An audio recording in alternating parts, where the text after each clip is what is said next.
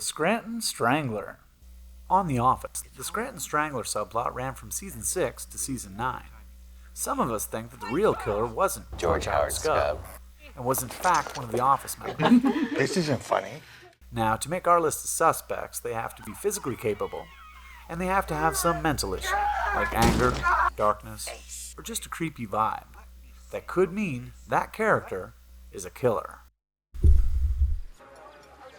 Ladies and gentlemen, may I present Robert, California!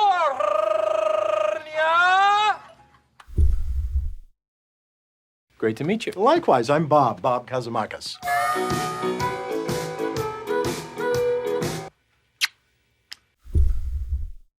You want to start a street fight with me, bring it on, but you're going to be surprised by how ugly it gets. You don't even know my real name. I'm the Lizard King. This is a party.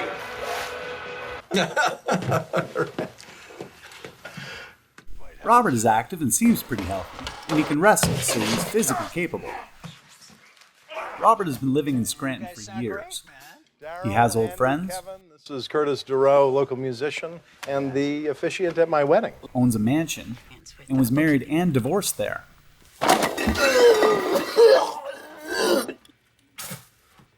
In celebration of the finalization of my divorce, Which means Robert knows the town well, and he was definitely around during the Stranglers' 4 murders.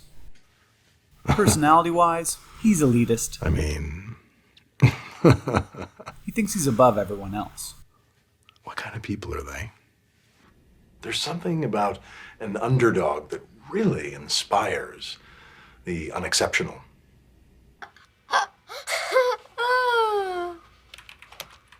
He understands psychology, Fear plays an interesting role in our lives. uses intimidation, Well, I will not be blackmailed by some ineffectual, privileged, effete, soft-penis debutante. You want to start a street fight with me, bring it on, but you're going to be surprised by how ugly it gets. and manipulates people. Awful up there. These people seem like they're in prison, waiting out life sentences in a dying industry. Place must be horrible. Wait. Why did I believe that weirdo in the lobby? He's gifted at It's my deception. wife that's going to be coming through that door. I've told her she can work here. Under no circumstances can that be allowed to happen. He lies easily and often. Pot of marmalade. Ooh, that sounds great. So that is what you want then, the marmalade. Sure. What's your basil plant? Oh, I thought you were going to bring the marmalade.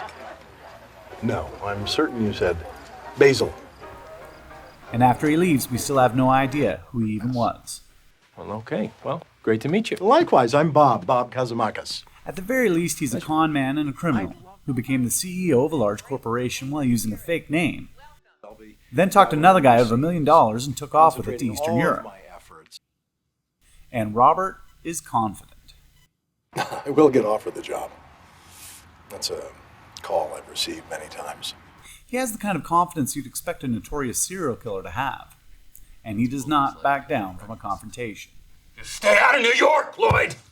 Hey, text from the old wife. I'm gonna take that. You want to start a street fight with me, bring it on, but you're going to be surprised by how ugly it gets. You don't even know my real name. I'm the Lizard King. He calls himself the effing Lizard King. That sounds exactly like something a delusional killer would call himself. Robert is overly sexual. There is only sex. No. I'm very comfortable with all things sexual continuum. Sexuality is a spectrum. A temple to wine, revelry, sex, intrigue. Jim, would you prefer a nature metaphor or a sexual metaphor? Oh, God, nature, please. When 2 animals are having sex. Andy, why don't you tell us about the best erection of your life? This room I liked for the view. I dreamed that I would watch my guests walk to their cars at dawn, their faces flushed with the shame and regret for the choices they made the night before. I mean, don't you get the feeling every time he looks at you, he's just thinking of 15 different ways to do you?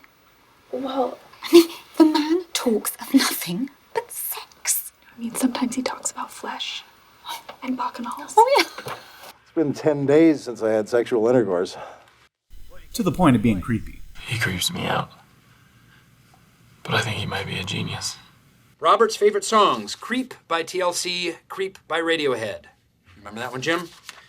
I've never believed willpower was very important in a woman. Is it just me, or is our boss a freaking weirdo? Just not with Robert. He told me he was a ride I wouldn't survive, and I believe him. Interesting phrasing there. Probably should have said that. He's into erotic asphyxiation, which can be very similar to strangling. It's a paradox to think of any sexual activity as normal. But he's averse to having ties or anything around his neck. Ugh, I hate ties. I feel like I'm being strangled, like I'm at some erotic asphyxiation sex club over on I-84 or the Red Room, say, or Dominic's. So then Robert enjoys doing the choking. That immediately puts him at the top of our suspect list. And he's amused by people's fears. He spends an entire day pretending to chat with the gang, but really he was just learning their greatest fears. What is it, Callie? What is this great fear of yours? Never marrying.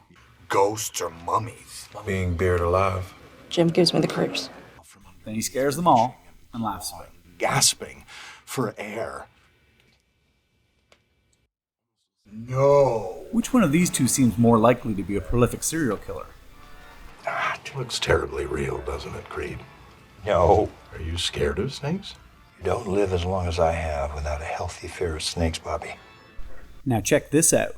It was a snake wrapped around baby's neck, squeezing tighter and tighter. Oh, my goodness.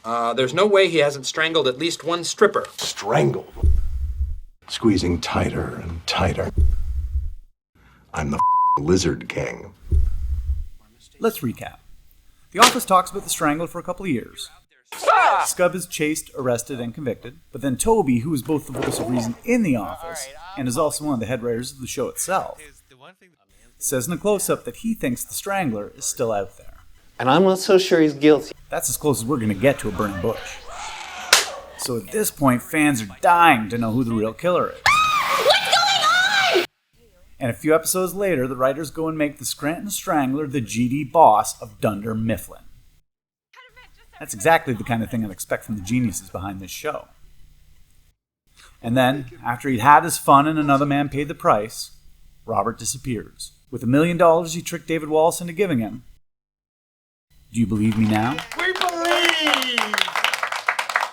I believe! Fans of the Rolling Stones probably do, because when Robert's friends show up at the warehouse to jam, of all the garage band covers they could play, Robert picks this song. Midnight Rambler? Yeah. Midnight what?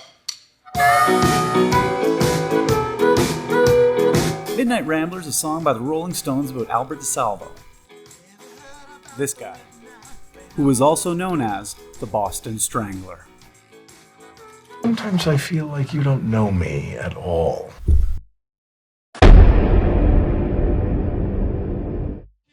Alright, top comment from the last video was Random Dude, who said, Creed, Scranton Strangler or not, is sus. Damn straight he is, Random Dude. Now, since we've gone through some pretty dark stuff together, here's a montage of the gang to cheer you up. Please hit the like and subscribe button so you don't miss what's coming next. Out of paper, out of stock. There's friendly faces around the block. Break loose from the chains that are causing you pain. Call Michael and Stanley, Jim, Dwight, Creed. Call Andy and Callie for your business paper needs. Dunder Mifflin, the people persons paid for people. Dunder Mifflin, the people persons paid for people. Time out. I was under the impression that this was going to be a rap. What's rap? Okay, Daryl, wow. You need to learn a lot about your own culture. I'll make you a mix. Great. Sitting in my office with a plate of grilled bacon. Call a man Dwight just to see what was shaking. Yo, Mike, our town is dope and pretty. So check out how we live in the Electric City.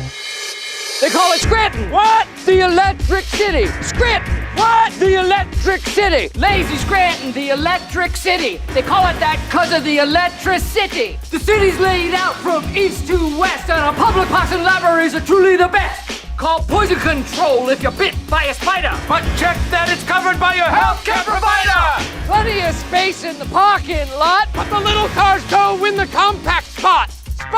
Spot! Snack attack time! Don't lose your head! We like Cuginos for the tasty bread! They call it Scranton. What? The Electric City! Scranton! What? The Electric City! Scranton! What? The Electric City! Scranton! What? The Electric City! Scranton!